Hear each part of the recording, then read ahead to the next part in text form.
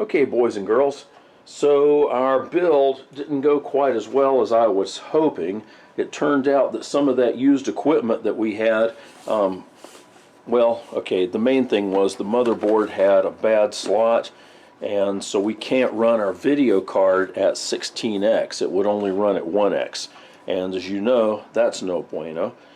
Plus, we were trying to use a Ryzen 3 processor, which is going to bottleneck any modern video card pretty much. Okay, so Ryzen 3 was a good processor in its day. If you've got a system with a Ryzen 3, you might not necessarily want to just throw it away, but just be aware that if you're trying to use modern high performance or even moderate performance video card, then you're going to wind up running into an issue where your processor simply can't keep up with the demands of the video.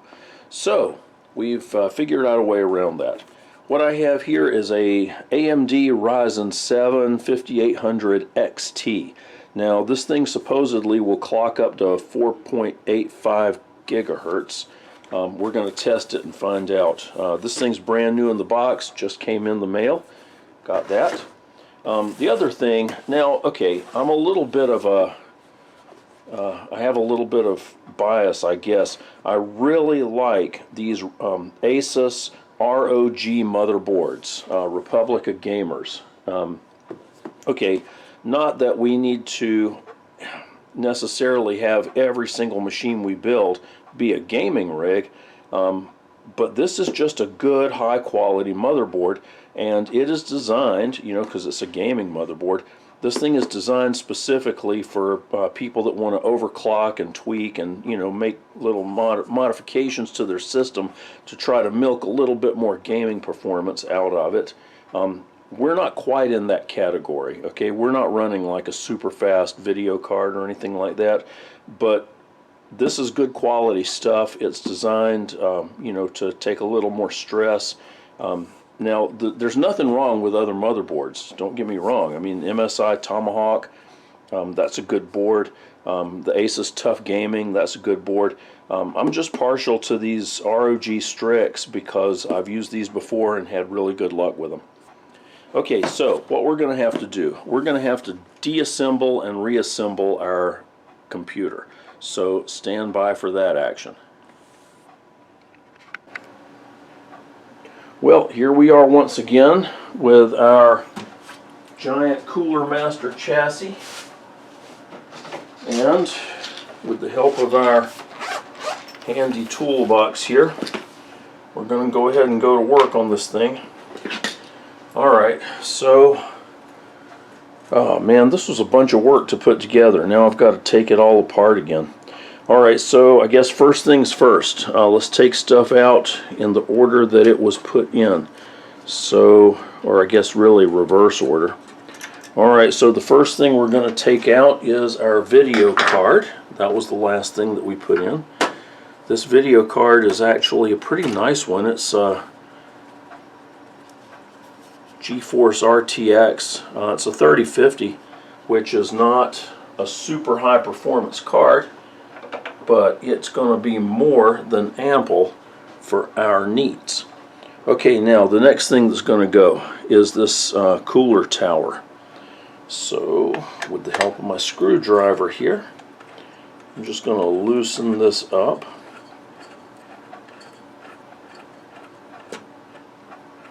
Okay, that's one side. Alright, now for the other side. Shoot, I forgot about this. Okay, in order to get to the screw on this side, we're going to have to take this fan assembly off. And it's just held on by these spring clips, as you guys may remember from when we put this thing together. Okay, so we're just gonna take those clips off. Okay, unplug this guy from the motherboard and unplug from the RGB. And there that fan goes. Alright, now we can take the radiator out.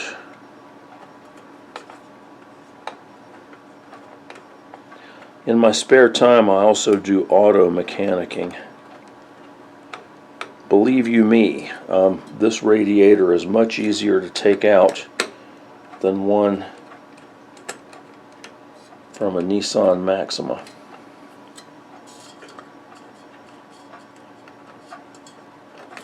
There it goes. Alright, out it comes. Just going to set that off to the side because we're going to need it again later. Alright, we're also going to have to take these brackets off. Dang it, this is going to be a pain. Okay, this is going to be some work, boys and girls. Alright, let's go ahead and start unplugging some of these wires. Okay, here goes our audio header. And take that off. Front case fans, unplug those. Speaker, we'll transfer this over to our new motherboard. Alright, and all these tiny little connectors that are such a pain in the caboose, we're going to take those off. Power LED, power switch, etc. Set those off to the side. USB 3.0, just wiggle it, pull straight up. There it goes. Main power. Okay, main power. Gonna press in that tab, give it a wiggle, little side to side pressure, and kind of pull up on it at the same time. Try not to pull too much on the wires. You don't want to pull, if you pull any of these wires loose, you're going to have an issue. Not that we can't fix it, okay? We can, we're pretty good electricians by now. So we can generally, if we break a wire, we can fix it. We can figure out a way to splice it. Alright, CPU connector. Going to take that guy off of there. Again, grab it by the plug and just wiggle it back and forth. A little patience goes a long way here. Okay, now that's disconnected. Very good. Okay, now the next thing. What I'm going to do is take this super small Phillips screwdriver, and I don't know if you guys can see this too good or not. Let's see, right here goes. Yeah, you can see it. Okay, right there's one M2 drive, NVMe drive. So I'm going to very carefully take my little screwdriver and just unfasten that little tiny screw and work that guy out. Okay. And then we have another M2 drive. This one happens to be an M2 SSD. It's a little different. And I'll show you the comparison here. I actually bought this dude by mistake. And I thought about sending it back to Amazon, but I have a personal code of conduct. It's just my thing. If I make a mistake on an order, then I generally just live with it. And so I made a mistake, but I'm going to live with it. Okay, now this this drive right here, see where it says M2 2280 SATA SSD. Okay, that is not the same thing as a PCIe 3.0. Okay, these are two different animals. This one is designed to go in a PCIe 3.0 slot. This is not. This goes in an M2 slot, but it's an M2 SATA, right? So be careful when you're buying these kind of drives. Make sure you know what you're purchasing, because this SATA drive may or may not work in your main M2 slot. In our case, the M2 slot in this particular motherboard, M2 slot number 1, only supports PCIe, right? Slot number 2 supports PCIe and SATA. So if you know, slot number 2, you can use whatever kind of device you want.